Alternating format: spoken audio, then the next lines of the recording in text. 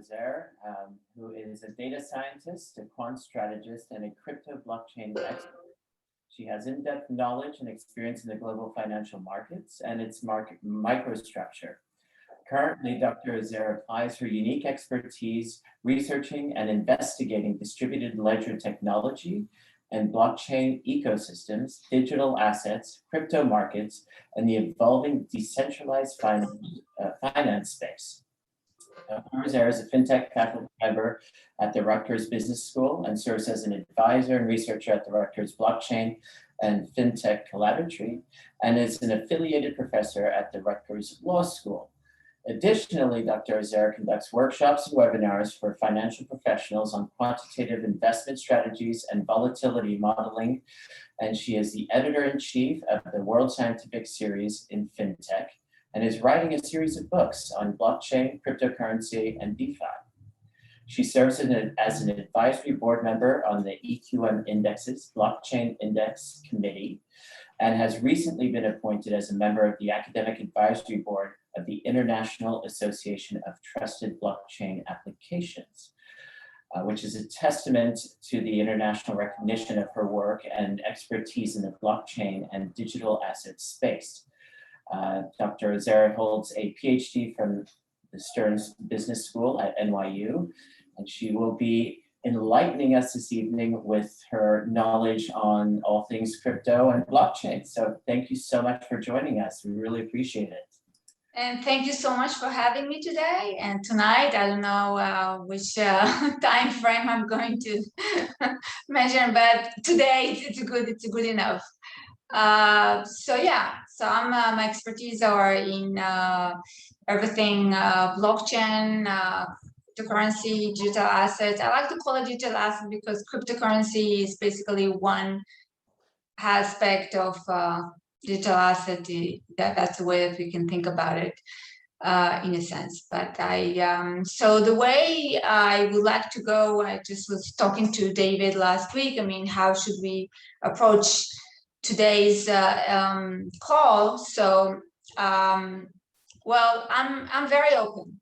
So I can start, I have my, I teach, as you know, so I have lots of presentations and lots of classes that I can show you and go through. We can go through some of them. So I can start with a little bit of explanation about what is blockchain in general. And then we can go into what is tokenization, which I think does relate to real estate because there are some really special use cases and application that relates to tokenization that everyone is talking about, that that would be the way to the illiquid market of real estate. And so we can talk about that. And or I mean, I'm very open. I mean, my students do that to me all the time. I mean, we can start the class and then suddenly someone asks a question, and then we deviate to everything else that is on their mind agenda. And well, they are Gen Z, so they are like in their 20s, so their mind is like all over the place. But it's okay. I'm good with that. So it's up to you. I mean, if you suddenly deviate me and start asking questions that are more of your interest, that's not a problem. We can also talk about NFTs and how NFTs relates to real estate, of course, everything that if you like to, center on real estate, but if you don't, then that's fine too. So that's how I thought of going through that. David, do you have any thoughts, or anyone else? That sounds great. I would say, some of us on the call are not very knowledgeable about blockchain technology and cryptocurrency. So why don't we start with really the basics? What is it? Where, what's the purpose and where is it going? Yeah, and then kind of build on that. And, okay. So let me share my screen with you, if you don't mind. And if I share my screen, then I can show you. We can start with. Okay. Do you see my screen? Yes, you do. Excellent. So yeah, I think that the main question that everyone like to ask is, okay, so what is blockchain? I mean, why are we even talking about it? So blockchain is a technology, but let's first understand in a very, very simplistic way before we dive into the technology. So in the most simplistic way to think about blockchain, it's a ledger. I think that that's what everyone is saying to you. It's a ledger, it's a ledger. But it is a ledger that is almost impossible to forge.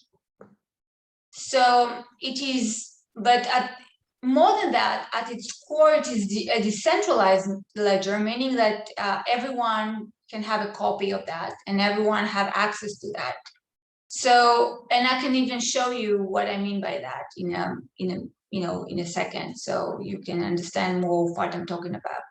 So yeah, we like to think about it as a ledger, but if we compare that to a regular ledger, then what I would like to show is that basically, if you think about the regular ledger with a blockchain, then in a regular ledger, right, in a regular database, right, you have someone who's authorizing it, right, and just the one who's authorized can access it. Here, everyone can access it, and I can show you how you can see everything in a second. Now, the ledger, I mean, once something is written to that, it cannot be changed, cannot be altered, cannot be modified, it cannot be erased. It's there forever. This is why we call it immutable. So it cannot be deleted. So whatever is on this ledger will stay there forever and ever. Now, since everyone has access and everyone has a copy, but and it's visible for everyone to see, and as you will see, that it's very visible.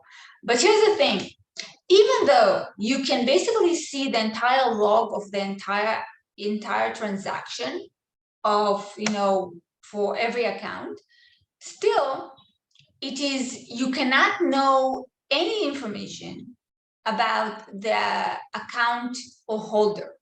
Right? You don't know their name, you don't know the social security, you don't know, everything what they do, I mean, in this account, everything is visible, but who that person is, you don't know. There's only a hash, and that's it. Meaning very numbers and letters, some kind of an account number or something, you can think about it. So this is why I like to call it like pseudo-anonymous. So it is a trustless peer-to-peer type of ledger that is accessible for everyone, but it's not visible. This is why we say that it is anonymous. So the way that you can think about it is decentralized, immutable. There's no central authority. It is trustless. There are no intermediaries. It's a peer-to-peer system. And because it's a peer-to-peer system and there are no intermediaries, then basically it is not governed by centralized or controlled by any centralized company or government or whatever, but it is governed by the users, by the members, by whoever uses it. And this is why we like to think about it, that it is a democratic system, that it runs by the people, for the people. And that was the whole idea of Bitcoin when it was created. If you think about it, Bitcoin was launched in January 1st or 2nd of 2009. If you remember what happened during that time, we just was after the financial crisis. And right after the financial crisis, people were outraged about the bailout, they were outraged about the financial system, the financial institutions, about, and everything else. So the feeling was, okay, let's create something that is more democratic, something that is run by the people, for the people. It's going to be a peer-to-peer system, no intermediaries, and accessible for everyone from everywhere globally. And that was the whole idea. And this is how you can think about how Bitcoin came to life. Now we're thinking about investments and everything else, but the whole idea that there was a technology behind it, there was a reason, there was some kind of ideology, if you might say, and this is how it all started. Now, let me share with you something show you what I mean by it. Everyone can see it. So basically, you can tap into a node. No, not this. Where it is? Yeah, this is it. You can tap into a node, and everyone can tap into a node. But if you try to do that and try, to download all the history of Bitcoin and tap into a node with your laptop or even your desktop, that will take you months, and eventually your computer will crash. So you're probably not in the best position to do that. You really need a lot of computer power to do that, and this is why the people who are actually doing it are more sophisticated type of people. But there's what I call like the second derivative type of, so the first derivative is really tapping into a node. Node is basically computer, right? That's what it means. You tap into this blockchain. I mean, everyone can do that. I can even show you, send you the link on how to, download the entire blockchain to your computer. But you don't have to do that because there's something that is called Explorer. Explorer are basically already people that tapped into that node, downloaded everything, and start, even not only that, started even organizing it in some way. So it is very easy for you and I to just, log in and look at it. So let me explain to you what I mean by that it is very accessible for everyone. So what you see here, this is basically how many blocks have been created on Bitcoin since the beginning of time, meaning since January 1st, 2009. That's what we have today. So give me a number, just a number between 1 to this number, and I can show you that basically this will give you everything that you need to know, that all this information, all the history is visible to you. Just give me a number. Like, let's do 125,200. 125. 200. 200. That will be probably very one of the early ones, I think. Okay, so this is a block. And as you can see, so this block, so you have all this information. This block was created, this is a timestamp. It was created in 2011. And you have the entire date and even the time when it was created. Now, what else do you have? You have the hash number, meaning the number, the ID number. That's the hash, is the ID number of the block. And I'll explain in a second why we need all of these, the previous and the next, and I'll explain that in a second. But I just wanted to explain to you what do I mean by transparency, full transparency that everyone can see. So as you can see, a block, basically the way that you can think about a block is that the best analogy is the following. Suppose if you think about the ledger, right? Ledger has, all kinds of accounts. Let's say you have clients, right? Every client has an account, right? And you have that in your Excel spreadsheet or whatever you want to call it, database or whatever. Now, you can think about a collection of your clients, I don't know, let's say by state, by property, or whatever you want to call it. Let's say you put in a file. You take a collection of these clients of this account and put in a file. And you can think about a block as, because it is a collection of transactions, you can think about it as a block like a file, because it is a collection of transactions. So you can think about a block as a file if we're thinking about ledgers and databases. However, unlike with the regular files or database, here, why it is so hard to forge, what you call it is very immutable, is these files, you can think about these files that they are chained to each other, because each and every block is chained with a cryptographic, ID method to each other. So in order for you to, if you want to change, make a change in one block, you'll have to change the entire history of all the blocks that came beforehand. So if you change this block, then you have to change this one and this one and this one and this one. So the deeper you are, the harder it is basically to change. And if you want to start changing, then it's a lot of time. It will take you months, if not years. A lot of computation power. I mean, some made a, as an assessment that just for an hour of trying to change something in Bitcoin, just if you try for an hour, it would cost you more than $1 million. Just so you understand, from computation power type of thing. So it will cost you a lot of money. It will take you a lot of time, and not to mention that in order for you to remember that everyone has a copy. So it's not enough for you to change one copy. You will have to change the millions of copies that everyone has in order for that to be changed everywhere. So that's what I mean, that this is why it is impossible to forge whatever is on this blockchain, why it is so secure and so immutable. Now, as you can see here, all this, each and every, the block is a collection of transactions. So each and every one of this is basically a transaction. So this is the idea of this transaction. This is what happens with this transaction. This is the idea of a transaction and what happens with transactions. And these are the accounts that send money to this account. Now, why am I calling it pseudo-anonymous? Because you see all the transactions. You see who sent to who. You know when it happened. You know everything. However, what you do not know is actually who that account is, right? That's what you don't know. It's some, I don't know, gibberish type of, number that means nothing. But you know everything.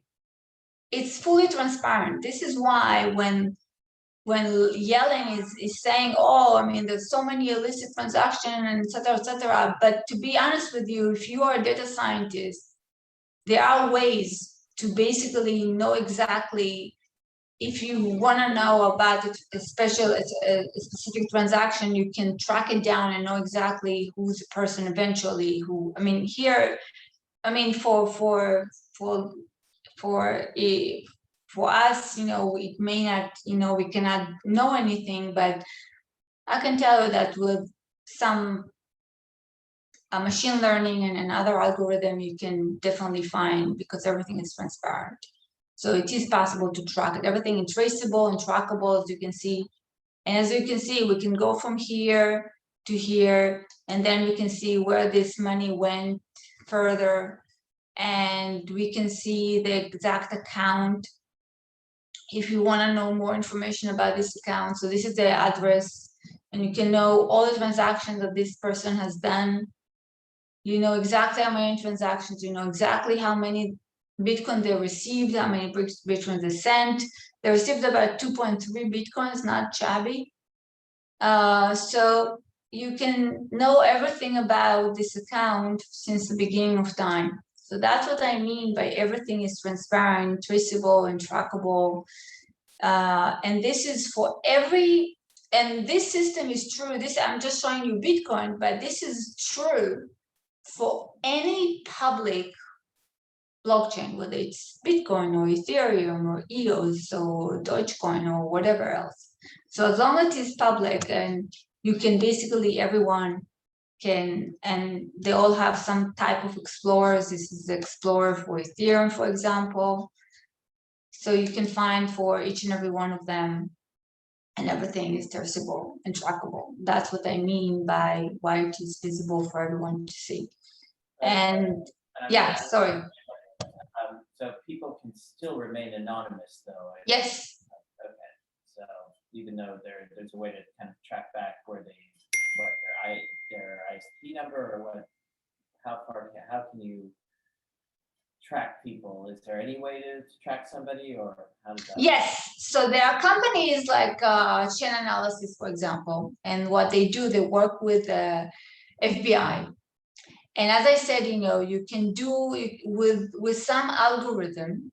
I mean, you can really trace down, because everything is traceable. I mean, I can go with you one after the other, we can do it, for hours and try to trace where this, Bitcoin has in this transaction, where it went.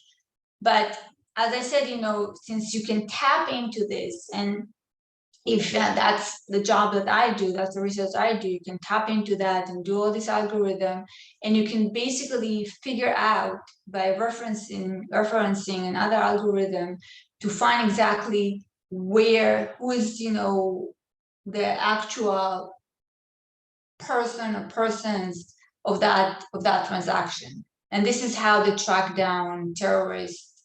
This is how they track down, the all kinds of terrorists, and in fact, the FBI, I don't know, nowadays, I mean, on the website they will give you, let's say, information about the terrorists, and they give you like the name, their, I don't know, email address, their and all kinds of, of information. And now one of the other information that they give on these terrorists is whether they have like a Bitcoin account. And then they will give you the account and tell you, okay, don't trade with this account, for example. So there is a way, but I'm saying it's not something that is easy for everyone to do. You do need to know some sophistication in how to manipulate data and understand AI and all that. So there are companies who specialize with this. Thank you. Sorry? Thank you. Thank you. Oh, you're welcome. So yeah, I mean, I just wanted to explain to you that why it is called, why we say it's traceable and trackable and all of that, and what we mean by that, and what can you do with this, and why it is different than a regular ledger, even though everyone is trying to equate that to a ledger. But as you can understand, other than, being, a ledger, behind the scene, there is a technology, it's software, basically. It's a code. So, and you can, like any software that you can think of. So therefore, you have to be very, very careful with, the applications. And this is why people are saying that, we need to audit it and etc. So very much like any application. So this is as for Bitcoin. Any questions on Bitcoin? Do you want me to talk about the difference between Bitcoin and Ethereum? Do you want me to talk about tokenization? What do you want me to do next? I personally would love to hear the difference between the different coins, what sets them apart, and what determines their valuation. Okay, so Bitcoin was the first, as you know, the first coin, the first blockchain that has ever been created. And the idea of Bitcoin was a payment system. So you can think about Bitcoin as the first application. And the first application was payment. So basically transacting and, transferring money from peer-to-peer, from account A to account B, etc. Now, Ethereum took this to the next level. This is Ethereum, which I'm going to show you in a second. So Ethereum took it to the next level. Now, what do I mean by next level? So remember that Bitcoin has only one application, which is payment. Now, if you think about your phone, right? You have a phone, or then I don't know what you use, Apple, iPhone, or you use some kind of an Android. Any phone, right, or any mobile device, right, has applications, right? Thousands of applications. And I'm sure that you are using some of them on a daily basis. Yeah, all kinds of applications, like financial applications, real estate applications. I'm sure you know that even Compass has an application. I will not be surprised. So now, if you think about it, all these applications are built on some platform, right? If it is the iPhone, there is a platform called iOS. I don't know if you're familiar with that, but this is what the name of it. It's a platform. And on this platform, iOS, Apple allows developers to build all kinds of applications. Of course, they have to follow all kinds of protocol, and I don't want to go into the technical because it's not really important. What's important is that basically developers can come. Of course, they have to get the permission from Apple to build something. Apple has to verify that. They have to pay some fees to Apple for building this. But they have thousands of them. You don't know who is the developers. All what you know is the application that you're using, right? But there is someone who developed that because it's software. Every application is basically a software. So this is how you can think about it. So same goes to Android, right? It's a platform, and people build all kinds of applications, and you have all kinds. But it is centralized, right? Because if it's iOS, then Apple control it, right? It's just, you have sometimes you have to buy. There are some applications you have to buy, and also developers have to pay Apple, because and basically Apple controls which applications will be on the platform or not. So that's another issue. Now, Ethereum took the same concept of Apple and iOS and Android, and said, okay, Bitcoin is one application, which is payment. But if we want something, we want a lot of applications, like the iOS type of thing, then we have to create some kind of a platform that allows for a decentralized platform for applications. Now, what does it mean decentralized? It has all the benefits that what I showed you about Bitcoin and all the features that any blockchain has, very much like Bitcoin. But Bitcoin, instead of having only one application, now we're creating a platform, a decentralized platform that any developer can come from wherever they are, because it's accessible for everyone. So any developer can come, build something, and upload it, launch it on Ethereum. And this is and you have and then it is all these applications are accessible to everyone. You don't have to pay for them. You just have to use them. And of course, you have to follow all kinds of other things that relate to that. NFTs is one type of applications, but you can find all kinds of applications. You can find gaming, you can find a lot of gaming, a lot of gambling, finance, and all kinds. Now, how do you create these applications? There's something that is called smart contract. I'm sure you heard about that.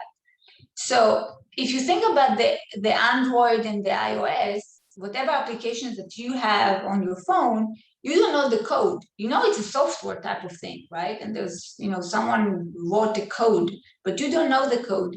Here, the code of any application is visible for everyone to see, because I told you that everything about blockchain is visible.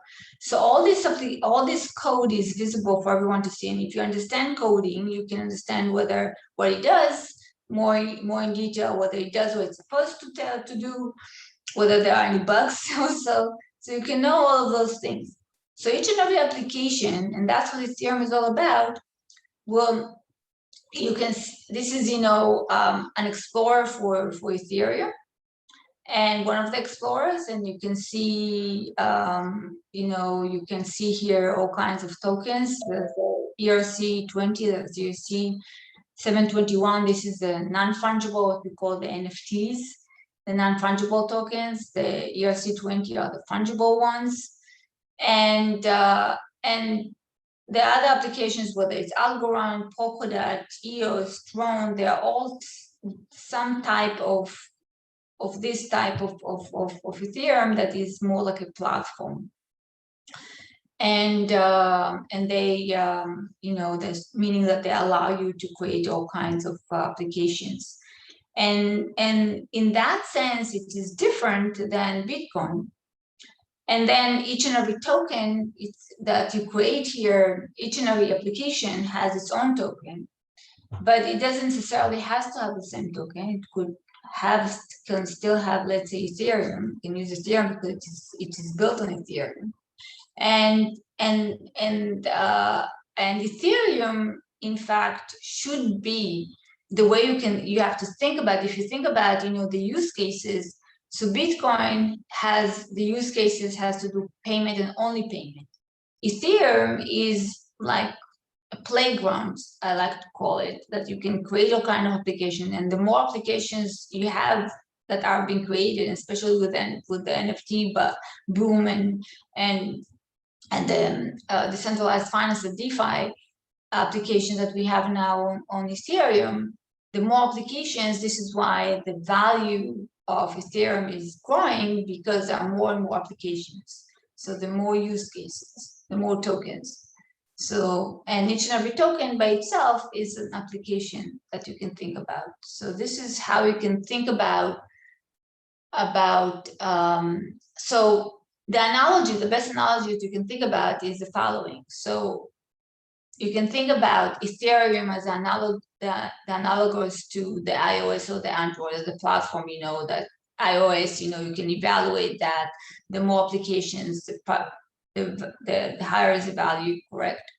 And each and every application that you build, which has its own token, right, its own coin, on this Ethereum or Algorand or whatever, like an application on your iPhone, the more users are using it and the more it is used, the more the value is, right? Because that's how we think about each and every application.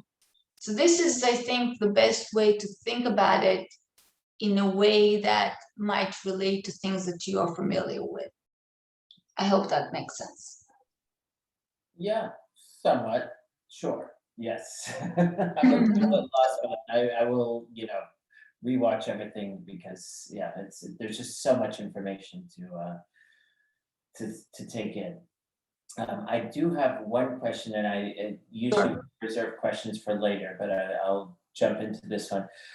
We have Thomas. I would like to know, can you talk about how one can charge money via NFT for the use of an application that he created?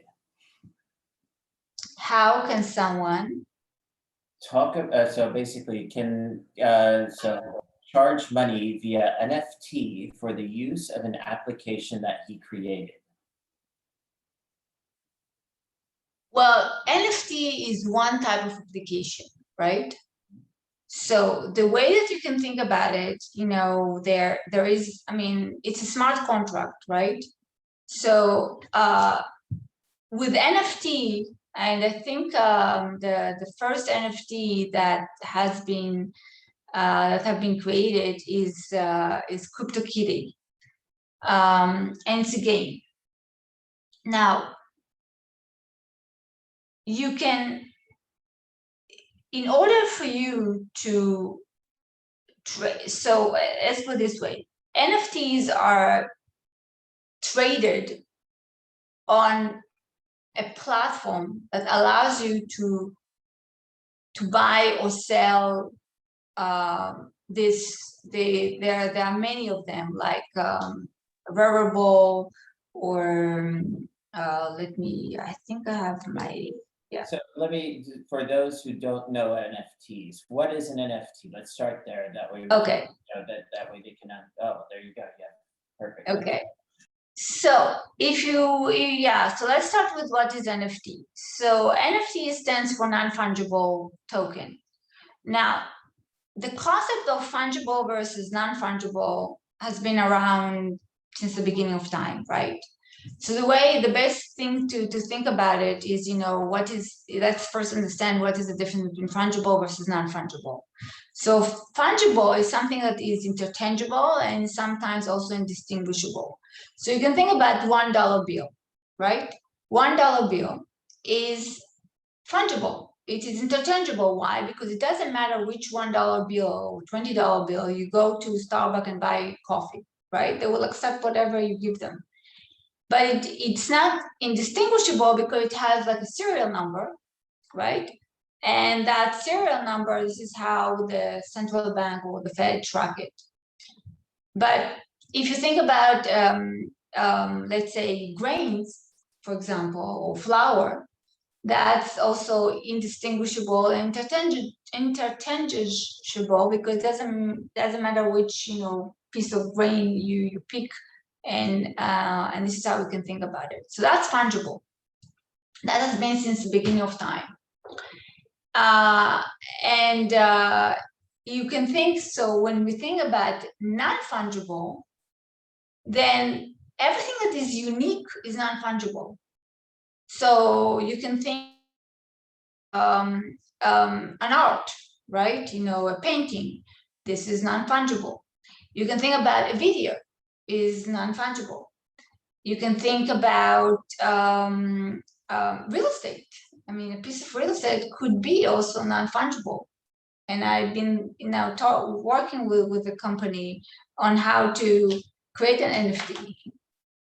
You can think about all kinds of things, that everything that is unique, like an action movie or a painting. I mean, Mark Dorsey, they has NFTs, his first tweet.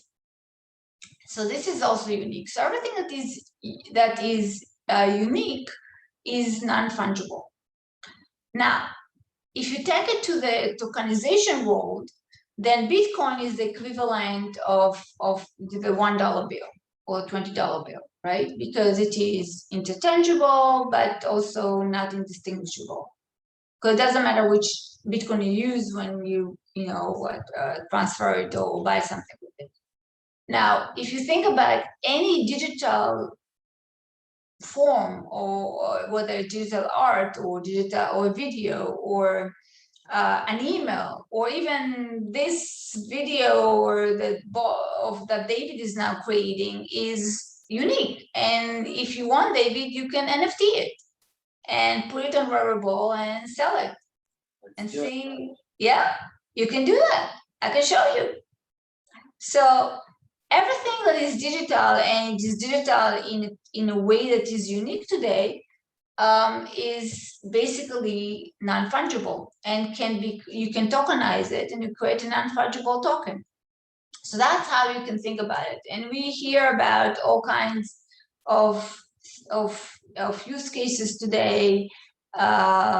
We hear about cases like, as I said, like Mark Dorsey, who was, tokenized his first tweet. We hear about someone, I mean, that NFL,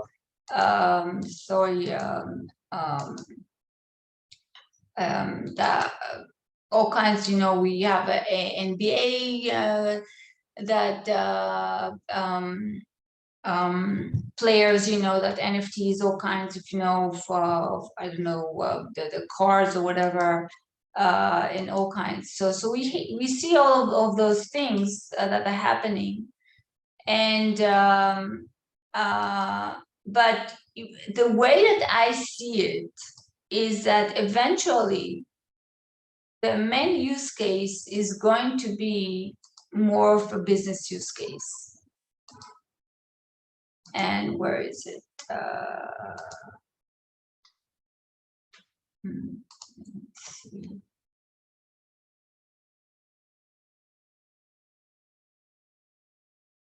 Okay, so the main use case that I see is that eventually it's going to be more of like a business use case, meaning that, because everything can be tokenized. So it could be like, you can tokenize like a land deed, you can tokenize a certificate, you can tokenize everything that, you tokenize wine, right? Wine can also be tokenized, because wine is also unique and can be distinguished from other wines, because it has a different region and different flavor, or all kinds of things like that. And I think there's already a use case that is happening in Asia.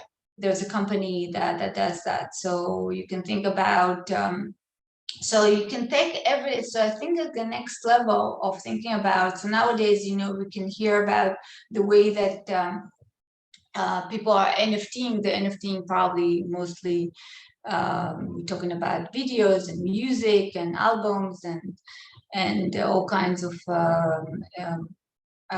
artists, but I believe that more and more we're going to hear more about business use cases like the real estates and the land deed and certifications and wines and custom made, and I think even if we go even further, I like to be like a visionary who goes to the future, and we can think about that one day we will have virtual homes and virtual offices and virtual everything that we see in all these sci-fi movies, and we can basically tokenize each and every one of those. So that might be like the next level of all of those things.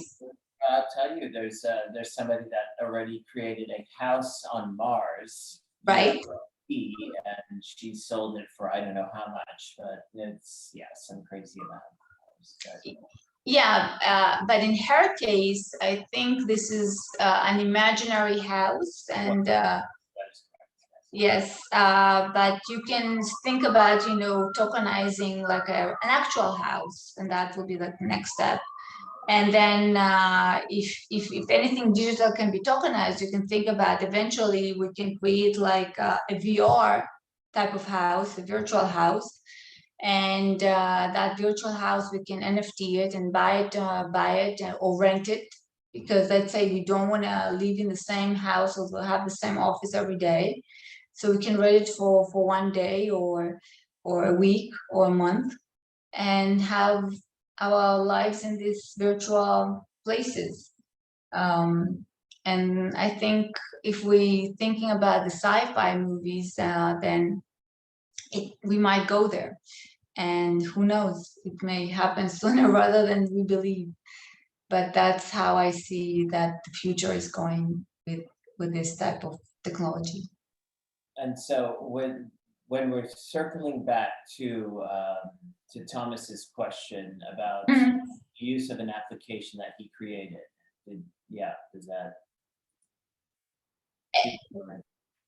Use of an application. If you're thinking about NFT, and NFT is basically a unique type of as I said, let's say if you created, I'm trying to understand what kind of an application you're talking about. If you're talking about a financial application, then financial applications, you can think about a decentralized exchange. That's a financial application. You can think about gaming. So all of this gaming, you can basically go to Ethereum or other platform that have some kind of gaming application, and you start interacting with whatever that application is. And if there is a fee to pay, then you have to pay a fee. But let me show you, if we are already here, then I can show you. Like, let's assume it's a financial application, and then another question he had is, can he issue an NFT for the rights to use an asset backed by intellectual property rights without violating any securities laws? Oh, that's an interesting question. So here's the thing. Probably if it is something that has rights and it is it has, and let's say if it, well, let's put it this way. If you go into to NFT a real estate, then it has to follow all the real estate laws. And if you start tokenizing it and selling it, then it might have to follow the SEC rules. So it depends on whether you're tokenizing it as a security token or you're tokenizing it just like you're tokenizing a virtual house just for the sake of I don't know, enjoying it or something like that. So it depends on what exactly you're trying to make of it. Because there are cases that you tokenize a real estate, like I think I have it over here even. This one. Yeah. This is an example this is the Aspen Digital Security Token. This is a company, I think,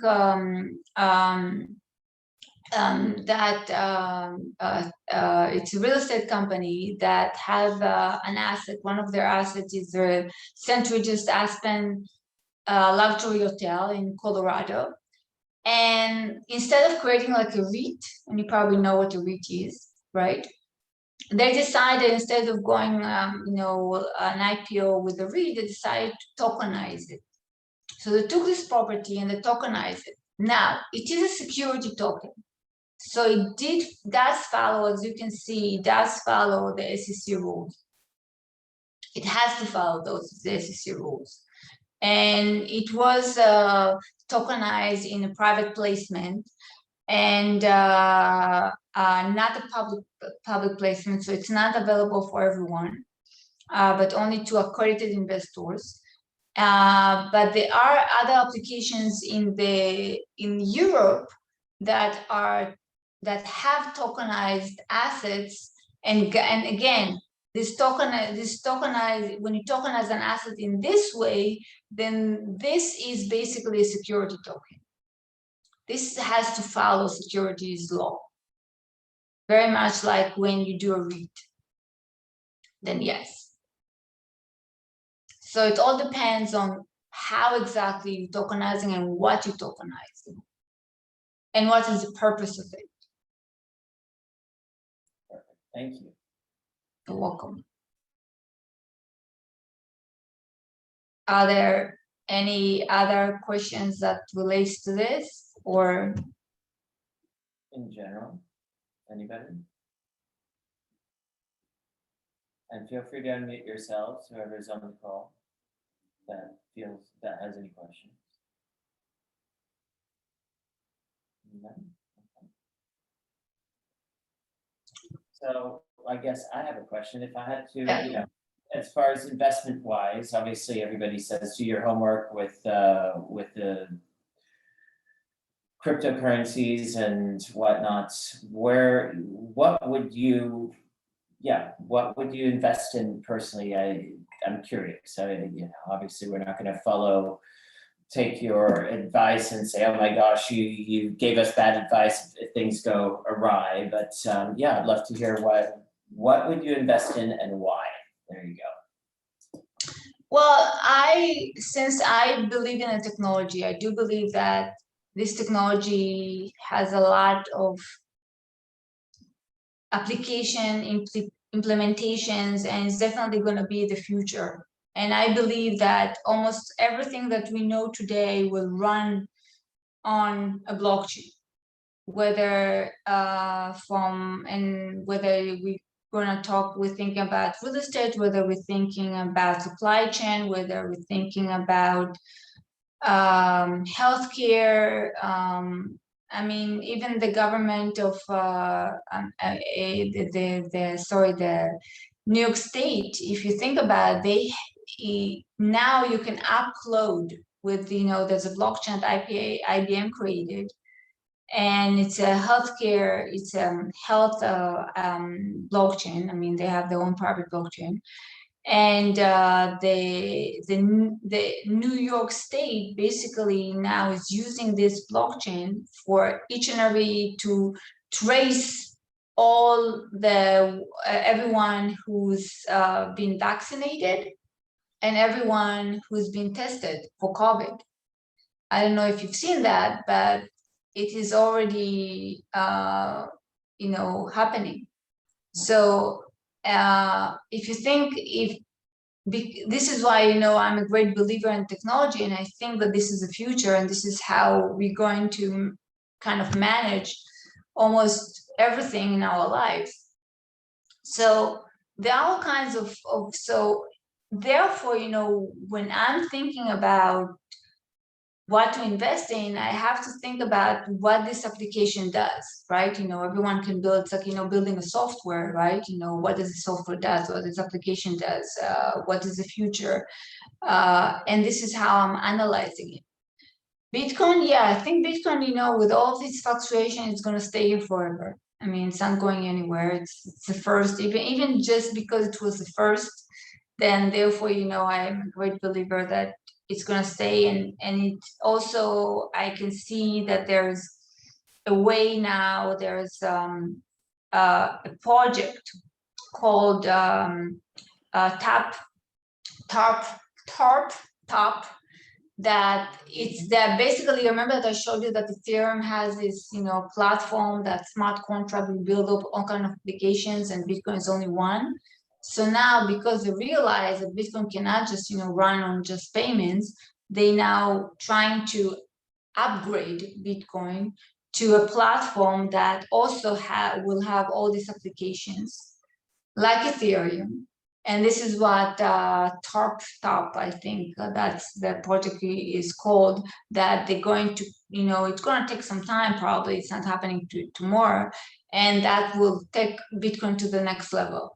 There's also already, a layer that is happening on top of Bitcoin called RSK, which is already something that like smart contract that you can create applications on top of Bitcoin. So Bitcoin is definitely not going anywhere, and I am a great believer in Bitcoin. Ethereum, if Bitcoin will pick up, and because Bitcoin is much more secure, then it could be that some of the applications will move to Bitcoin, who knows? So, but Ethereum is definitely, as of now, a good one of the runners up. But it's now also, trying to change its method of proof of work, from proof of work to proof of stake.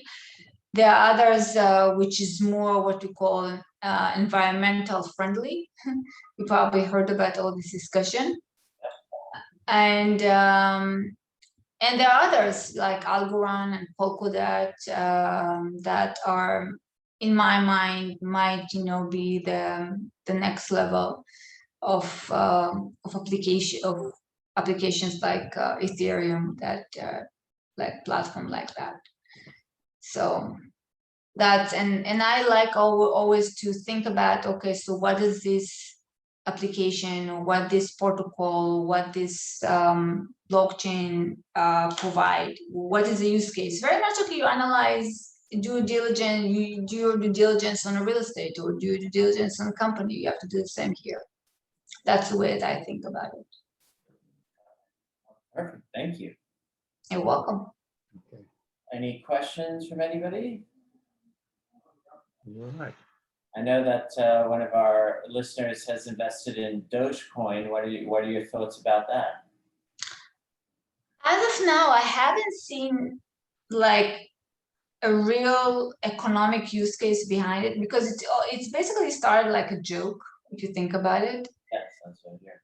So if, let's say, more and more, I mean, now, I know that, there's Elon Musk, who's been kind of like hyping it. And Mark Cuban said, okay, we're gonna also be able, to buy tickets for the Maverick, with this, but it's not enough. In order for that to really, go any places, then it has to be, used widely.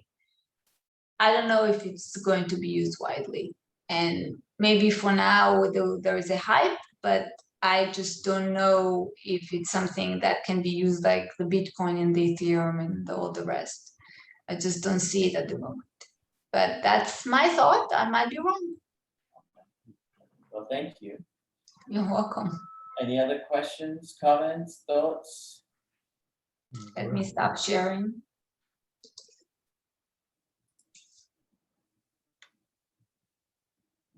No? All right. Okay. I was going to ask. Oh, okay. No, Ripple. Are you familiar with Ripple? Yes, I am familiar with Ripple. XRP. Yes. And what are your thoughts on Ripple?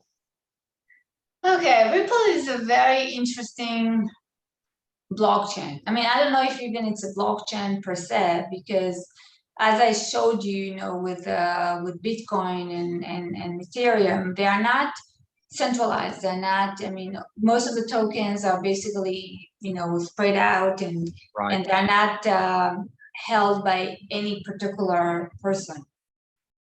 Ripple is very interesting because to some extent it is centralized because the majority of the tokens out there are held by the people, the founders of this blockchain. So it's kind of a very strange situation. This is probably why the SEC is going after them. Because they're saying, oh, you're more like security than a regular blockchain, like a Bitcoin or Ethereum, for example. They want it to be like a payment system, like very much like a Bitcoin. And they don't really have the same security in my mind, because I've done, my own research on tapping into what they have. It doesn't have the entire security like the Ethereum or Bitcoin in terms of validating transaction. This is why they are faster, because they do like halfway through. And even though they said that they have done, they have some kind of project, I think with not even the US, but outside of the US, when I'm looking at the network, right, in terms of, how many transactions are actually there, not much. Okay, that's So fair. that's my analysis from a data science technologies perspective. Yeah, I think you got more luck if you go to Las Vegas. Right. Okay. We appreciate your time this evening and for all the knowledge that you've imparted with us. Wow, it's scratching the surface. Let's put it that way. There's just so much to learn about, and yeah, it's a very intricate. Yeah, there's a lot to find out about and to learn about for sure. Definitely a lot to find out, and I try to touch on a lot of things in a very short time. Something that I do in a whole semester. I appreciate So, it. Thank you. And one thing I did want to mention is that Dr. Ozair is available. She does do private consulting, so people that are looking for that, she's available to provide services on that level, which I think I may enlist myself, because I want to learn more and I am very, very curious about it. So that said, thank you so much for this evening. Thank you, Merav. Yes. Yeah. So if you have more questions, you can always reach out to me. If you think about creating your own applications, tokenizations or anything, like David mentioned, I do my own consulting. Please reach out to me, or if you want to learn more, then that's and I'm also, as I said, as David just mentioned at the beginning of the hour, is that I'm writing a series of books on blockchain, DeFi, etc. So that will be available hopefully soon. I'm still working on that. So yeah, I mean, if you just have questions you want to clarify with me, feel free to shoot me an email or reach out to me. You're welcome. Thank you. So after, usually we have our speakers, we have Miss Natalie Salins that joins us to give us a little insight as to what's going on in the mortgage world. So Natalie, if you could, fill us in, what's happening? How are you?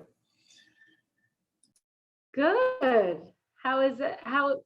We've got just a little handful of people. It's good to see everyone. Things are, it feels a little bit slowing down. Of course, on purchases, it's still a mess out there, and everybody's trying to buy, and they're willing to spend 50 to 100 to 150,000 over what the list prices are. But refis have very much slowed down because rates have drifted up a bit. We're still really great, right? So high 2s, low 3s, depending on the file. I locked a jumbo loan yesterday at 2.8. So that's still looking very, very good. But because the mayhem of refis that we saw last year has definitely slowed down. Our turn times are back up. Like I can get loans closed in 20 days easy. Yeah, like I'm 13 days in right now on something and I just got clear to close on 13 days. So we're back, movement, that's what movement's known for. And we're back to it. During our refi boom, it was like, oh my God, we were lucky to get everything done in 30, but now we're back to normal. I even closed a refinance in 22 days this month, a refinance. Wow. So, I know, and those were at 60 days turn time. So now we're really back to what it used to be, which is such a relief. The only thing that is still up for grabs are these appraisals. So getting an appraisal done in 3 days is tough. Like appraisers are still just as slammed. They're being asked to do unworldly things like bring in values 100,000 over what they see right next door. But they're, kind of figuring it out and using, even though it might only be one comp, they'll use like comp one. Like I got an appraisal back today, came in at value. Our purchase price was 820 and comp one was 840. And that basically gave us what we needed. But comp two was like 730 and comp three was like 745, because that's what they were 3 months ago. And now we've already shifted up so much that we do have one comp that has been recently sold that's in the range that we are now. So they're kind of figuring it out. But I would say that's the only holdup right now is that appraisers are really asking for that full 7 to 8 to even 10 days, depending on the area. But it's good. I don't know, David, have you found that things are a little bit slowing, that like less people are as I have to get approved right now kind of thing? No. I don't know. I still have a lot of buyers, and yeah, I mean, I know that one of them or a couple of them reached out to you, Alexander and Haley reached out to you recently. But yeah, it's for me, businesses continue to be extremely strong. I'm not seeing, I guess, to answer your question, we're not seeing offers going into 20 plus offers on a house. It's more like 15 offers or 10 or 12. Something like that. So it's definitely, there might be a little bit of a slowdown, but it's still crazy. And I don't know. I have a hard time. Yeah, I think that, I think that kind of brings it to the idea that if there aren't 50, there are a third or 2/3 less people writing on it, So it does feel a little less, I've had a lot of clients back down and just say like, I can't take it. We're waiting a little.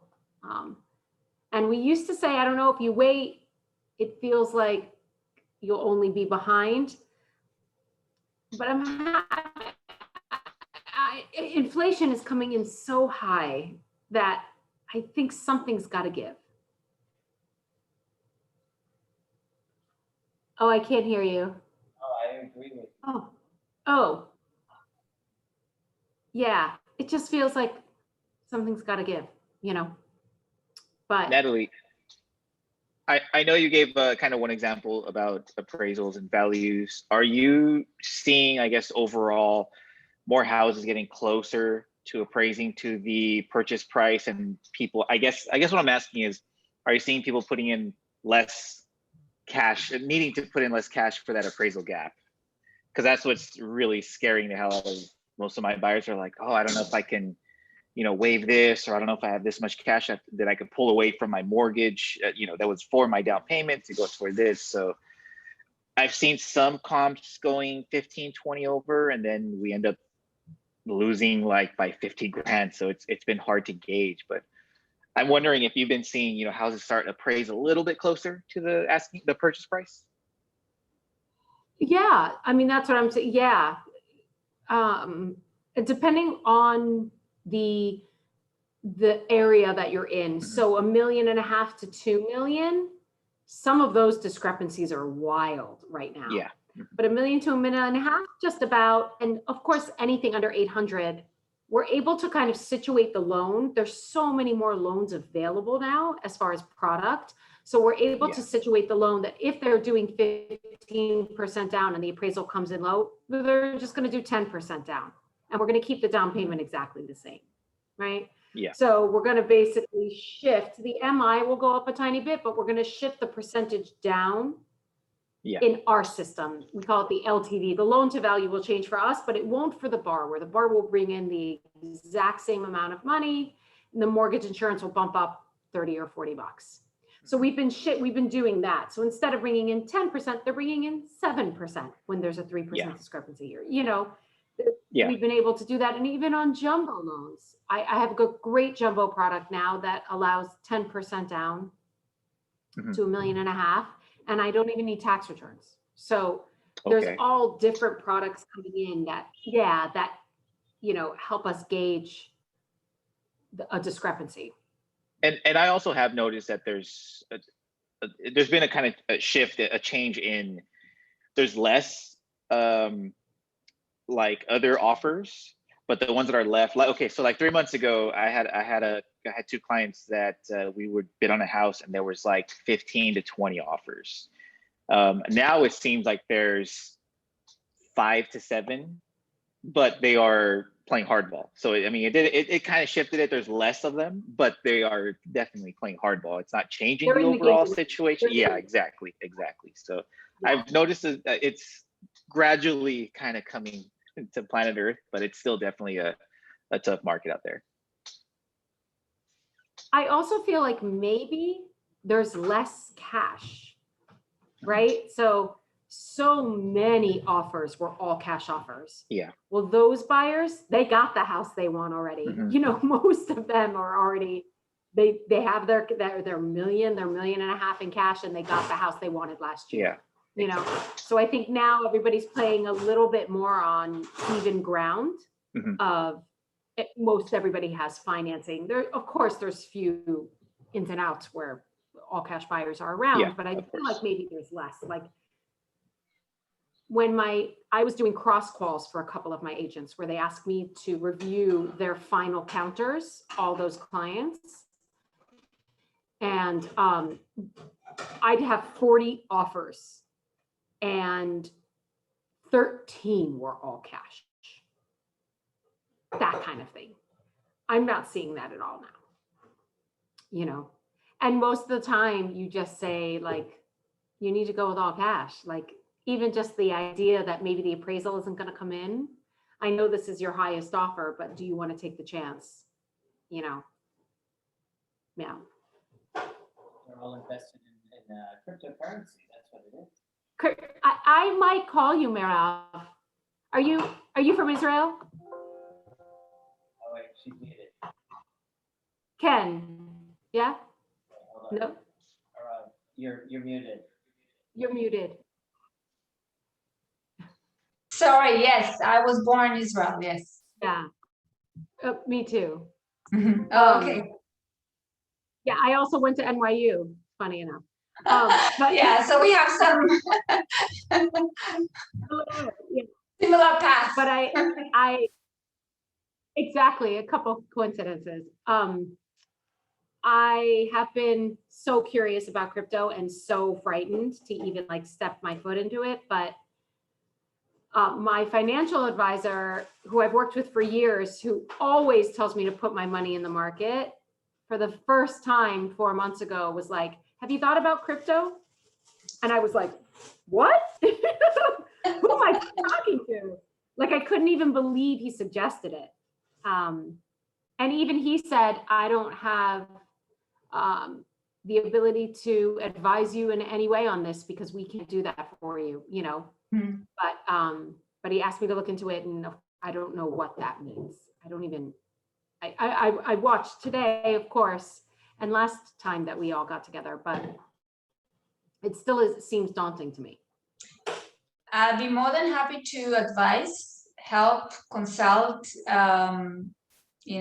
clarify and make you feel comfortable with this space, because I know it's kind of scary. I mean, a lot of people, oh, what is it exactly? But as I said, you have to think about each and every blockchain as a software company.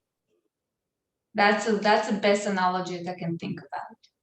It's like the way you analyze Apple or IBM or Cisco or whatever. This is how you have to think about them. And I can help you think about it together and make you feel less frightened when you put your money in it. It's like you feel more like, okay, I'm investing in Apple. Like that's the feeling that I would like you to feel when you decide, if you decide to put your money in one of those. I will not just tell you buy, Thank buy, you. buy, I will sell, get sell, your email. sell. I will explain to you why, like any advisor should, why should you invest in Apple? Why should you invest in IBM? Why should you invest in Tesla? Why should, because they have to give you the whys. It's like why when you are, advising your client, why should you buy this property? Because A, B, C, D, right? You have to tell them why, and I will do the same with you. Thank you. Awesome. Great. Thank you, guys. We appreciate this evening Okay. for everybody's time. And Doctor, I appreciate you giving us your knowledge, sharing your information, and definitely, like I said, I know that I'll be reaching out to you in the future. I'm sure that there are other people on the call as well. So thank you very, very much. Looking forward to it. Have a good evening. Thank you, guys. Thank you. Bye. Thanks, guys. Good to see you. And David, I have a call with Saunders tomorrow at 10. Perfect. All right. I'm going to go through all the numbers. They're pre-approved, and then I'll send you a pre-approval. Amazing. Thank you. Awesome. Thank you. All right. Bye, guys.